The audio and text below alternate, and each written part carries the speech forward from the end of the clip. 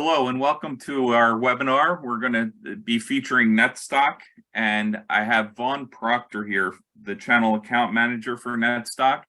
He's going to go through a little bit about Netstock and the company, and then he's going to show a demo of how he can help with inventory.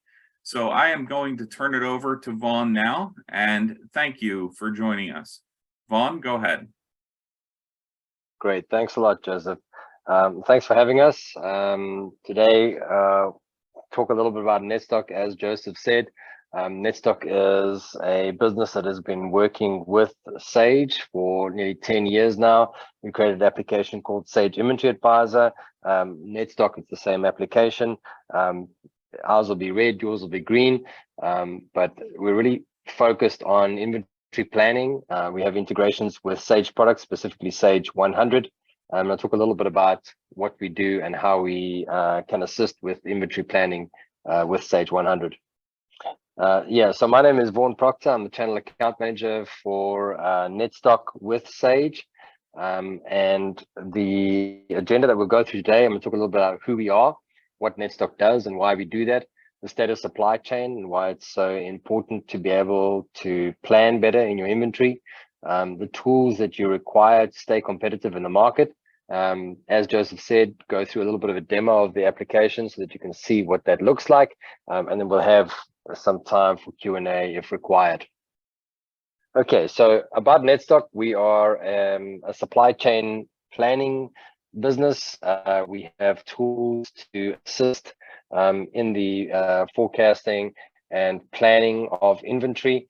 And as I said, we've been working with Sage in partnership with Sage for nearly 10 years now. We have recently worked through an ISO standard certification for security, something that will keep customers assured that their data is being looked after in our business. This is a 2-year process that we've been going through, an ongoing process with the business to ensure that customers' data is very secure with our business. We've also, in the last year or so, acquired a business called DemandWorks, which we have now rebranded as Netstock IBP for integrated business planning. This application adds a whole lot more to the Netstock stack of products and enables us to do a whole bunch of things in this sales and operations planning type of sphere that we weren't able to do with the application before. And I'll talk a little bit about that in the demo as well. It's a planning application specifically directed at sales and operations and logistical and finance planning, inventory optimization, very good forecasting engine that's built into the application, even goes as far as doing finite capacity planning as far as the MRP is concerned, and dashboard UIs that can be adjusted based on what the requirements are for the business, and I'll show you a little bit about how we do that in the application as well. What's really important for us or exciting for us is that this application, or part of this application called pivot forecasting, which is something that is very unique to Netstock IBP, will be integrated with the Netstock or Sage Inventory Advisor application and be sold on as an additional module to Sage Inventory Advisor within the first quarter of 2023. And this application or this part of the application, which we find really interesting and really incredible, is the ability to forecast at different with different attributes, whereas the traditional Sage Inventory Advisor or Netstock Inventory Advisor application would forecast at an item location level and then aggregate up to regional level or national level, whatever that would be. The pivot forecasting is able to forecast at any level or any attribute. So we could forecast at customer level, at channel level with customers, at salesperson, however you want to have a look at those forecasts, we're able to pivot between those things. So really exciting part of the application, and I'll show a little bit more about that and how that would integrate with Sage Inventory Advisor by the end of Q1 in 2023. All right, so let's talk a little bit about the state of the supply chain at the moment, and why this type of application is really important in business. We all know, due to COVID, that there have been extended lead times. There have been increased stock outs because of shortages of inventory. Then also demand variability, and also rising costs. So the interest rates that have increased, labor shortages in the US right now, all of these things have added to supply chain disruptions, and these things aren't going anywhere. These are things that are here to stay. So we're not able to fix all of these things, but I deal with Netstock to be able to give you the visibility using the inventory data from Sage 100 to be able to deal with these disruptions a lot quicker and more proactively than we're doing right now. All right, so what are data challenges? Most businesses are sitting with plenty of stock outs, losing sales because of that. Significant excess still built up in inventory that's not moving, and cash that's lying in that inventory that could be used elsewhere.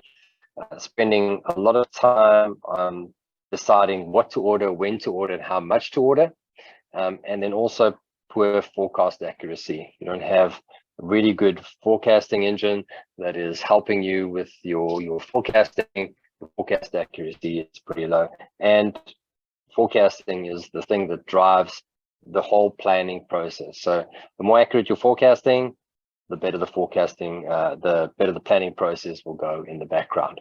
All right, so that's really what customers are dealing with or struggling with today. And unfortunately, most of these things are done either through reports out of Sage 100 or externally in Excel spreadsheets.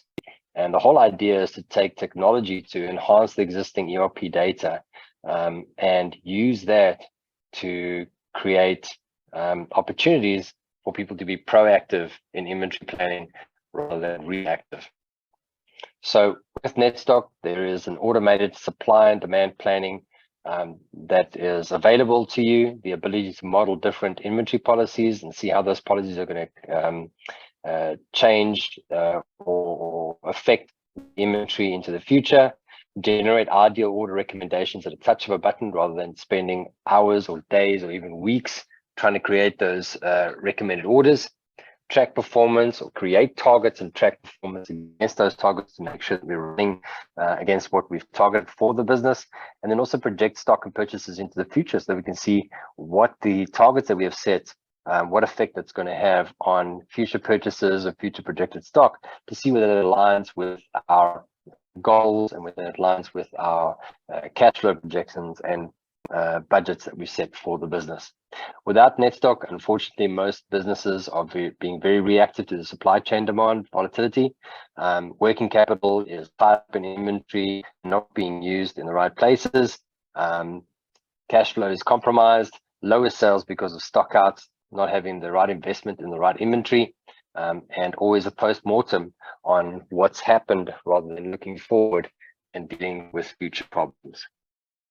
And that's really where Netstock fits in. We're not a crystal ball. We can't fix all the issues, but we give you the visibility in the inventory information that you have in Sage 100 to be able to make better decisions and react more quickly to the volatility that's happening in supply chain at the moment.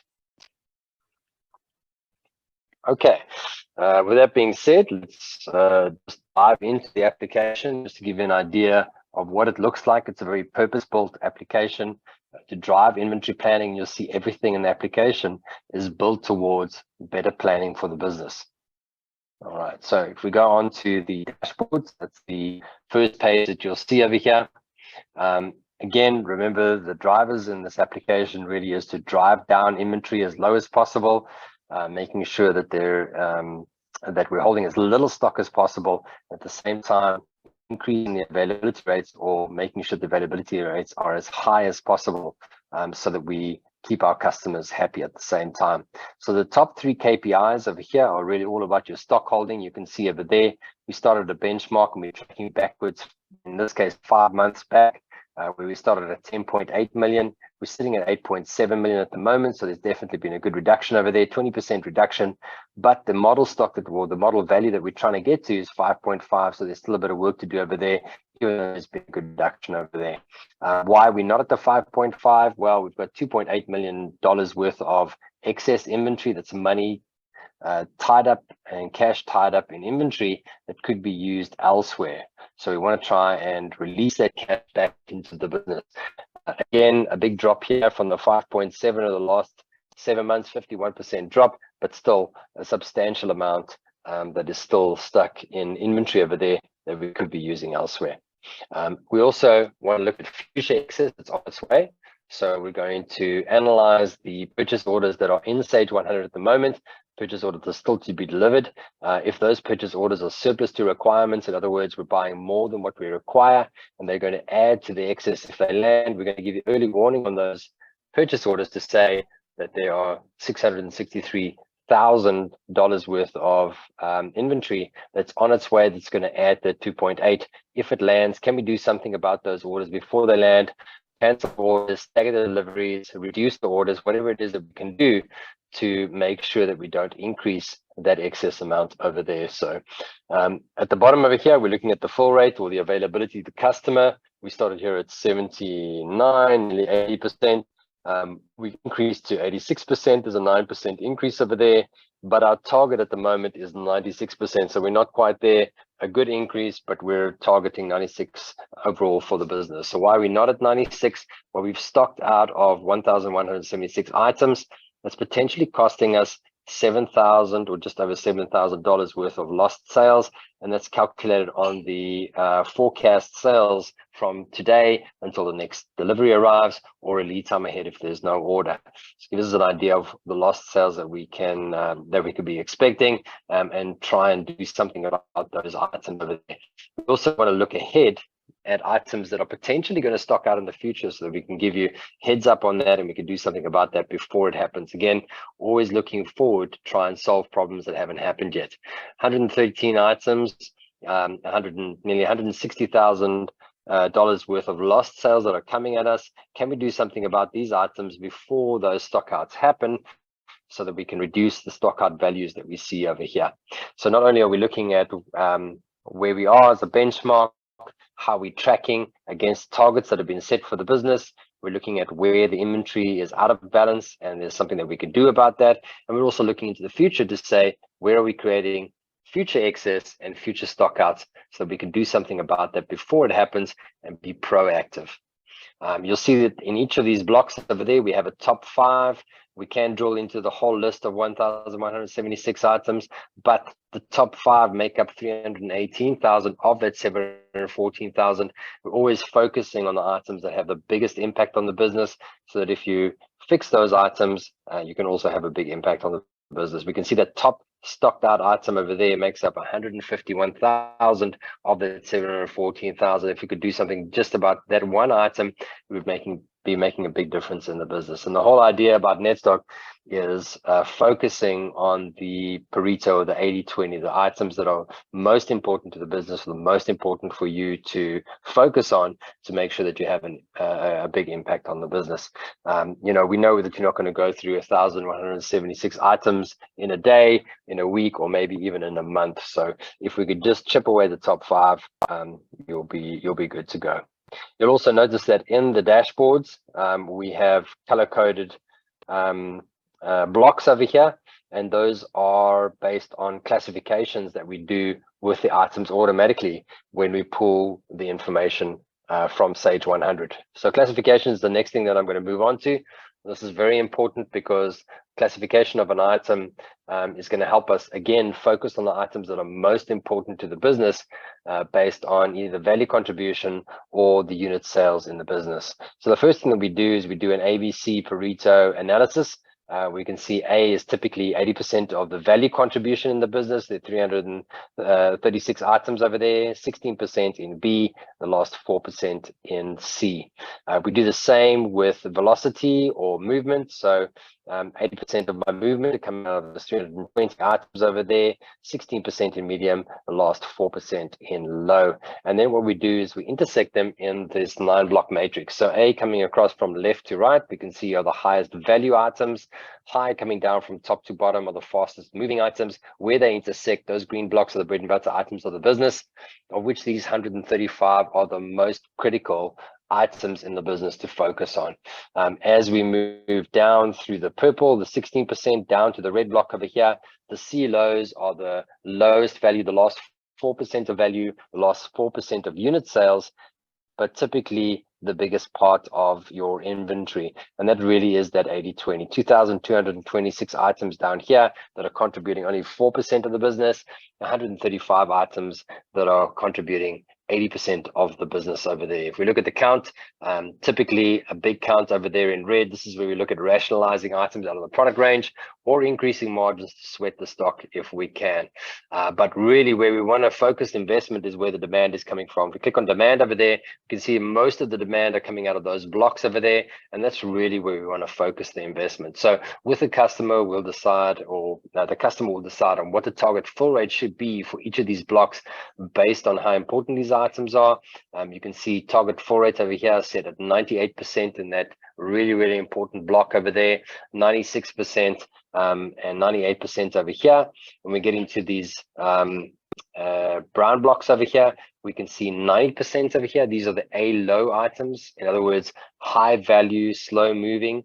They're great for turnover, but they're only turning a couple of times a year. We don't want to get caught with too much of inventory in those areas over there. We want to make doubly sure when we purchase that we're purchasing the right stuff. So only a 90% availability rate over there. And down here, 100%. So these items over here, we never want to be stocked out of. These are CH items, which are fast moving, low value items. So they're not going to tie up a lot of cash. We can buy a lot of these things. Probably won't take a lot of space in our warehouse either. And we're going to get great service out of those things. So very high target fill rates there. So in the most important items over there in the green and the brown, we've got very high target fill rates. As we move down into the purple, down to the red, we have lower target fill rates, which means we're not going to invest as much in these items that are only contributing 4% to the business as we are to the items that are contributing 80% to the business. And this is a dynamic calculation. So as items move, let's say they slow down from here and they move into the medium or the low, we'll automatically change the target fill rate and the investment that we put into those items based on how well they're selling and how much profit they're making in the business. Okay, so the customer will set those target fill rates, and we'll automatically build safety stock, more safety stock against these green items to ensure that they don't stock out, and we can increase sales of those items. Okay, we can also within this matrix have a look at where our excess, surplus orders, potential stockouts and stockouts are sitting, and we can drill down into those. If we go into these 135 most important items, and we click over here, we can actually give a breakdown of those 135 items. 7 of them are in excess, 29 of them are surplus orders, which are going to create more excess. Probably not too worrying when it's a really fast selling, high value item, holding a bit more stock. But what's of real worry over here at the moment is potential stockouts. 15 of them that are potentially going to stock out, and even worse, 22 of them that have stocked out right now that are potentially costing us nearly $200,000 in lost sales. And if I want to see what those 22 items are, I can drill down into those 22 items. 22 items that are the most important items in our business by velocity and by value contribution, and that are stocked out right now, and where we are losing the most amount of sales. So very quick and easy to get down to the items that we need to fix and do something about those items. Okay, so that's a classification. Classification really is there to drive policy for the business, drive targets for the business, and make sure that we are investing in the right items for the business to make it as profitable as possible. The next is the forecasting. Netstock has a forecasting engine that is built into the application. It'll use the historical sales, and we can see the history here in purple. Over the last year, we can see the historical forecast versus the actual sales. So we're always tracking our forecasting against the sales to see how well we did against that sales pattern, and then also the forecast going forward. We can see that there is a seasonal forecast here overall for this business that we have projected for the next 12 months. We can also see how this has grown year on year and what we expect to happen next year, and if that aligns with the budgeting and what you have forecast for the business going forward, or if there needs to be some adjustments that are made. We can make macro adjustments either at a global level, at a warehouse level, or even at a group level. We can bring in different groupings, categories, subcategories. We don't have any limit on the amount of groupings that we can bring in, and you can make adjustments at a macro level at any of those levels if required. We also want to track the top 5 culprits where sales are exceeding forecast or forecast are exceeding sales, where we are selling a lot more than what we thought we were going to, or selling a lot less than we thought we were going to, and we can make forecast adjustments at an item level if that's required. And typically these forecast adjustments will be done in collaboration with sales and marketing teams to make sure that we take market trends into consideration, promotions, whatever it is that we need to take into consideration as well, to ensure that the forecasts are as accurate as possible. So again, the top culprits over there in under and over forecasting, we will want you to intervene based on your product knowledge or market knowledge to make sure that those forecasts are as accurate as possible, because those forecasts are what are going to drive the replenishment on those items. So the more accurate we can make those forecasts with the customer's knowledge, the better we will be able to replenish in the background. Okay, so that's the forecast over there, and then we're going to move on to orders. So, I mean, the driver here really is replenishment. We want to make sure that we're buying enough of the right items at the right time to make sure that they get to our warehouses in time to be able to sell to our customers, and also that we're buying the right items. And that's really where the classification will kick in.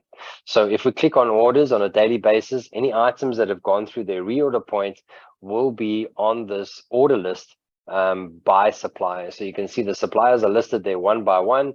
Any items that have moved through their reorder point will be listed here. We can see 29 items that have gone through the reorder point, the unit quantity, the value, purchase currency if there are different purchase currencies, and the weight. In fact, I'm going to move on to a different order screen that does have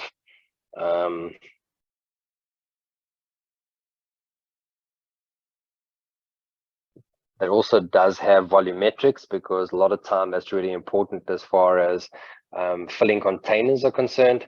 If there is some manufacturing, we can also have a production line that we plan manufacturing against, and we can have a look at those work orders.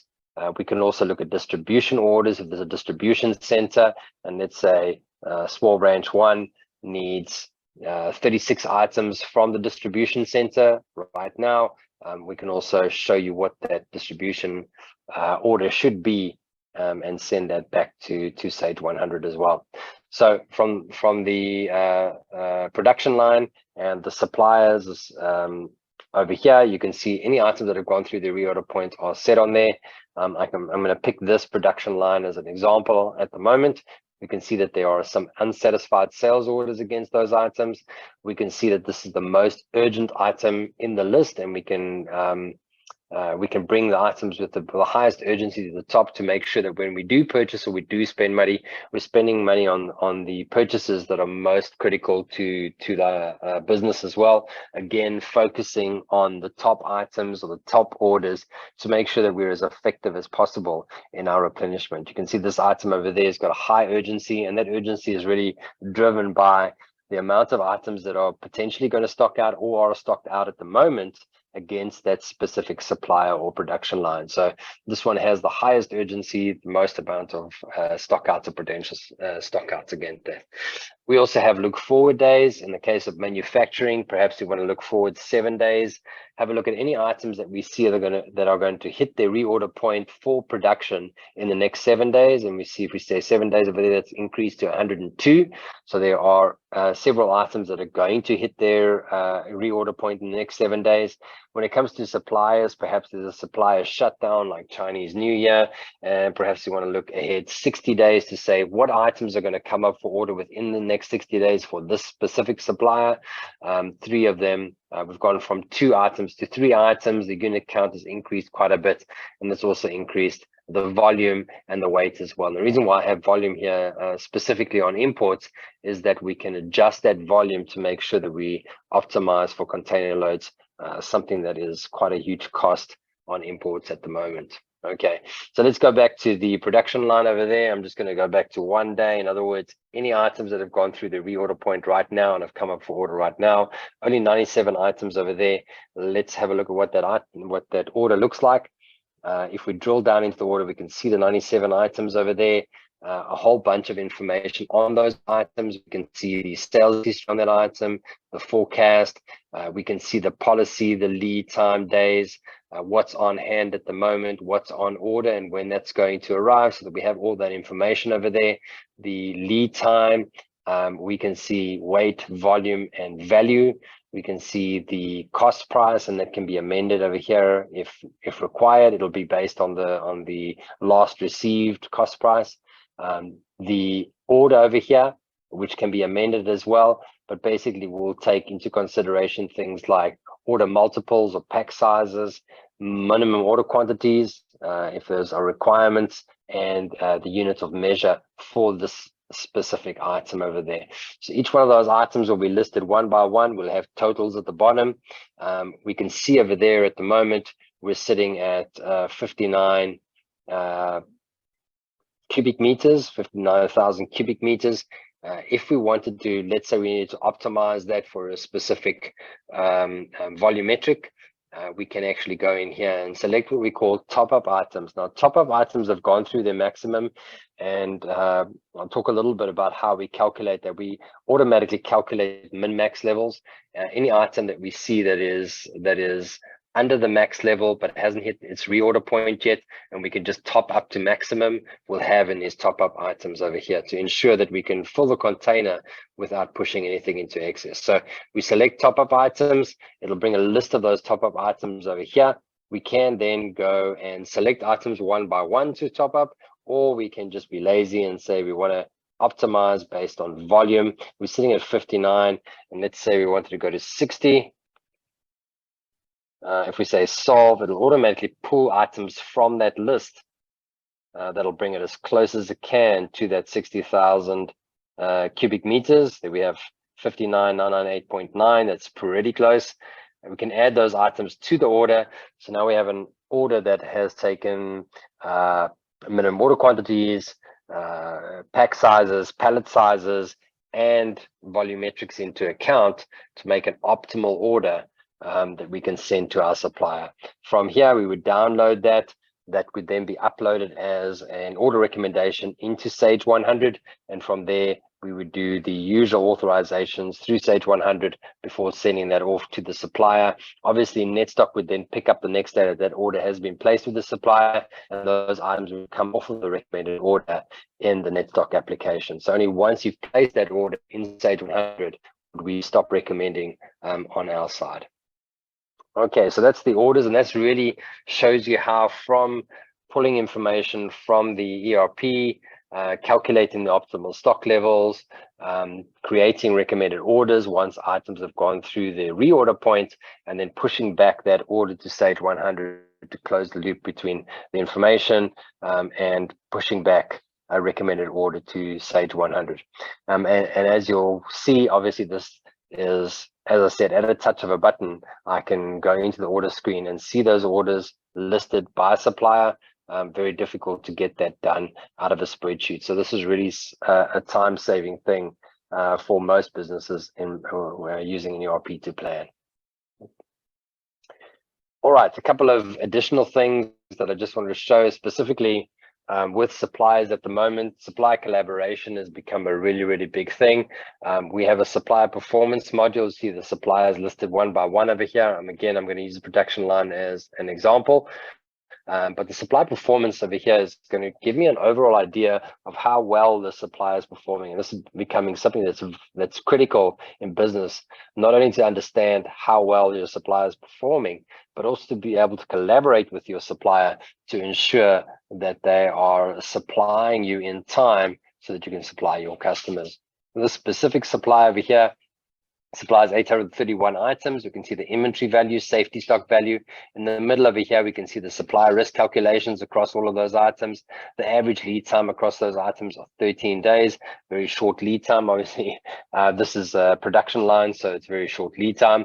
But it would be the same with your suppliers. We can see the average offset. We can see the average risk against that and average safety stock days that we are holding in addition for the supplier risk against this supplier. But not only that, we can have a look at historical purchase orders, how much we've spent with the supplier over the last 12 months. We can see if there are overdue orders. We can see there's one overdue order over there. We have some incoming orders that are still going to arrive, that are due in the future. And then also we have future purchase orders projected for the next 12 months. And this is really where the supply collaboration comes in really, really handy. We can look at all of this in more detail, but let's go to the future over there. We can see what we're going to be spending specifically with the supply, and this is ramping up quite a bit towards the end of the year. Perhaps an idea to have a price negotiation or price negotiations with the supplier to say, we're going to be spending a lot more with you in the next 12 months or after 6 months time. Can we decide on better price breaks based on the value that we're spending with you? But also that we can get into more detail on that and even go down as far we can see the projected orders into the future for these items, but we can actually even see by summary, by item, what we're going to be purchasing from this supplier. So there's 2001, the item over there. We can see 23,500 in August, 7,500 in September, 10,500 in October, so on and so on and so on. And the total amount that we expect to be purchasing from the supplier for the next 12 months broken down into months. So really sort of a supplier forecast that we can give to the supplier. We can download that here into a CSV format and send that to them as an Excel document, and that can be updated every month once the forecasting engine is run. These will obviously be updated based on the latest information, so we can resend those supplier forecasts to them on a monthly basis. So very powerful when it comes to supply collaboration and making sure that suppliers understand what the offtake is going to be from your business on them for the next 12 months. Another application or another module on the application that's really, really important that people find really, really helpful is the projection module. So what we do is we project by item 12 months in advance what the purchases are going to be, what the stock holding is going to be day by day for those 365 days.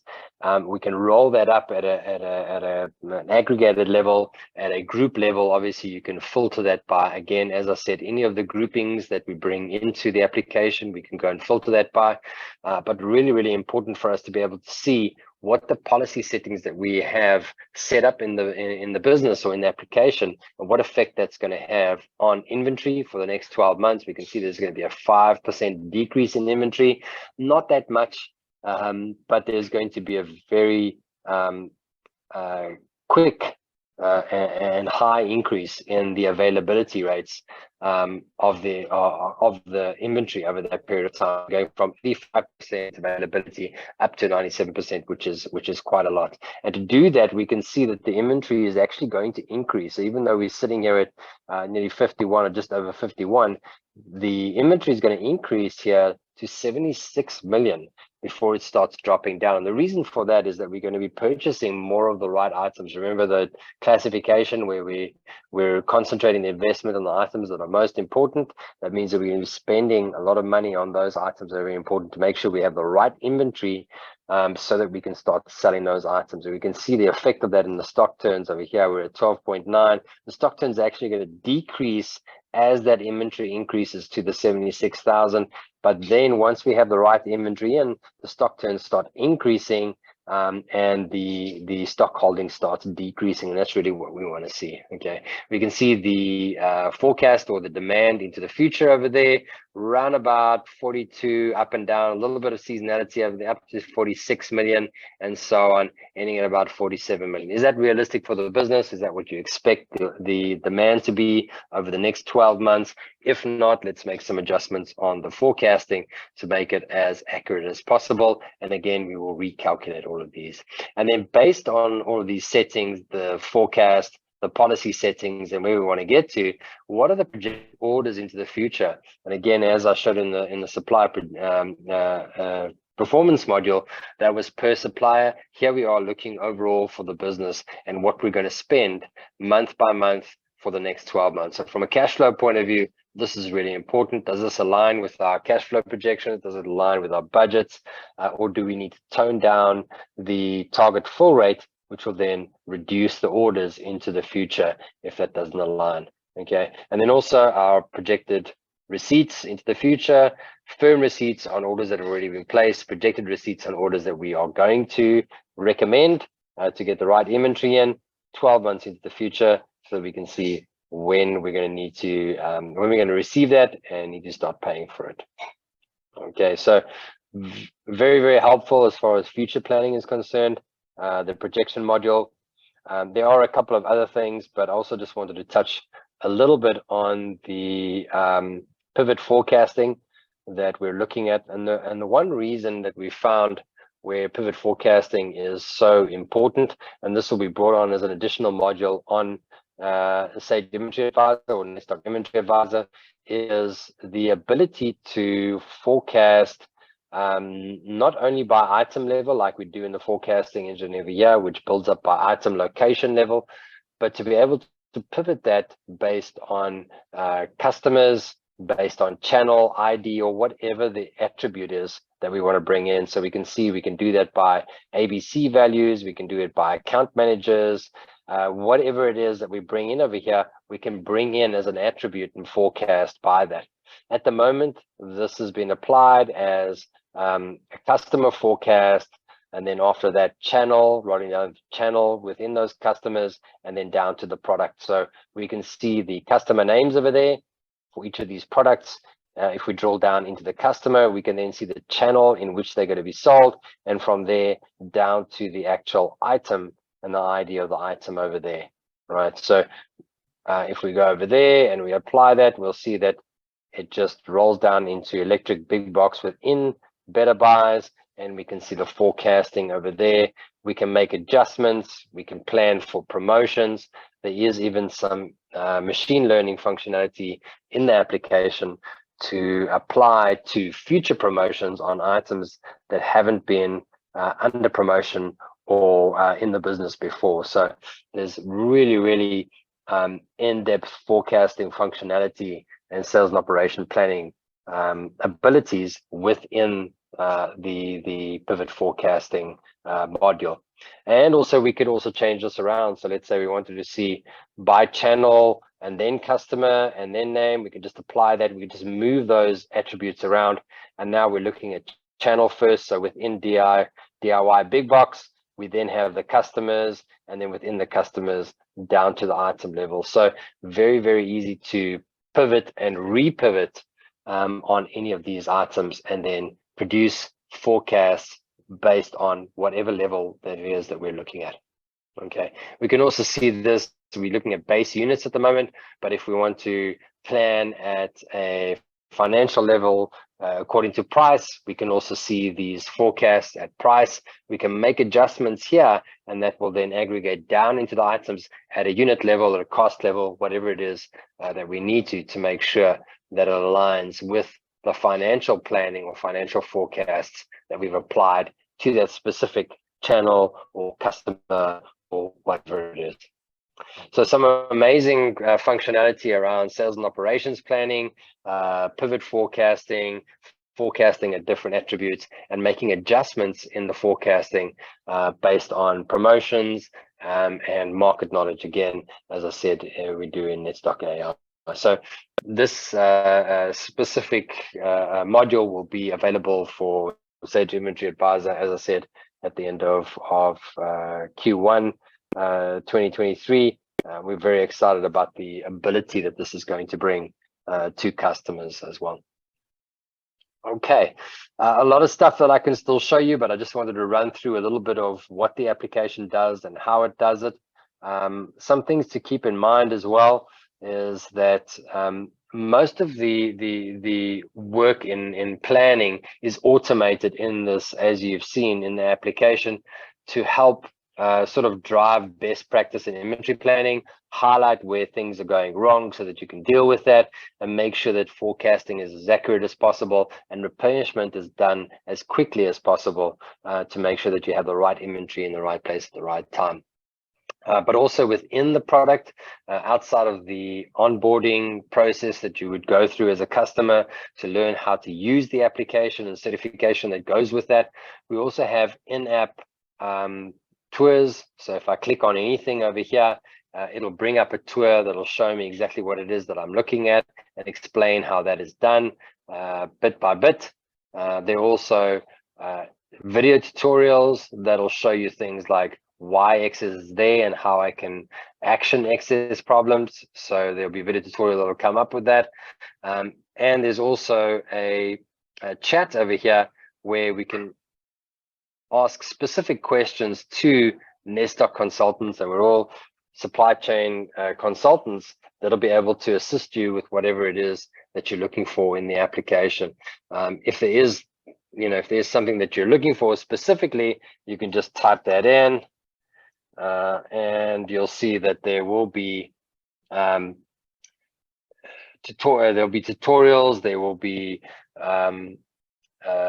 blogs written about anything or any explanation for anything that you need in the application will be there. So very, very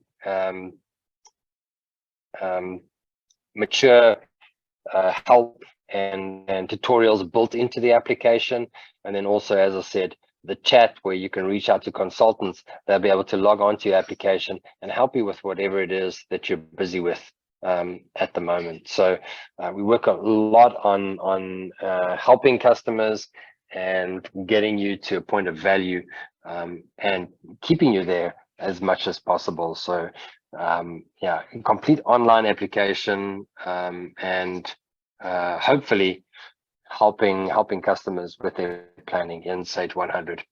All right, so that's I think as much as I'm going to say about Netstock or Sage Inventory Advisor.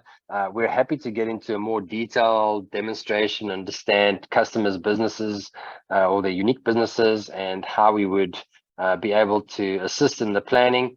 You could happy to reach out to me and or put you in touch with the sales team or the solution consultants that can get into a more in-depth demo with you and understand your business.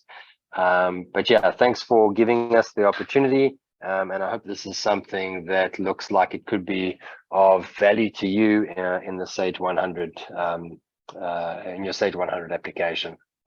All right, great. So I'm going to move on. Thanks, Joseph. If you want to take over. Thank you, Vaughn. I really appreciate your time in showing us how we can really manage our inventory in a great way, get the right inventory on hand at the right time, minimize our inventory valuations, and also manage our stock counts. I really appreciate your time. And if you have any questions, you can reach out to me and I will get you in touch with Vaughn or the appropriate person at Netstock. Thank you very much, everyone, and have a great day. Take care. Bye.